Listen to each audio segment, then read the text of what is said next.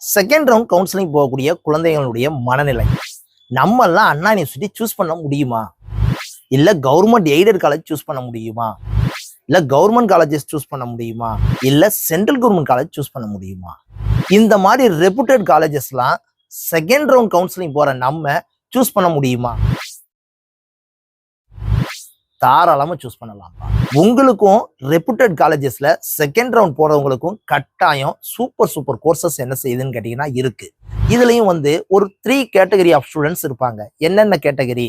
எப்படி சார், நான் college choose பண்ற நேரம் என் மைண்ட் செட்டு நான் இந்த காலேஜில் தான் படிப்பேன் அப்படின்னு சொல்லி மைண்ட் செட்டோட இருக்கக்கூடிய ஒரு வகையான குழந்தைகள். இல்லை சார், நான் இந்த கோர்ஸ் தான் படிப்பேன் அப்படின்னு மனநிலையில இருக்கக்கூடிய ஒரு வகையான குழந்தைகள். தேர்ட் கேட்டகரி இருக்காங்க. அவங்கள நம்ம சொல்லவா வேண்டாமா? சரி, அப்படி சொல்லி வைப்போம். ஏதோ ஒரு காலேஜ் ஏதோ ஒரு கோர்ஸ் கிடைச்சா போதும் அந்த மனநிலையில இருக்கிறவங்க.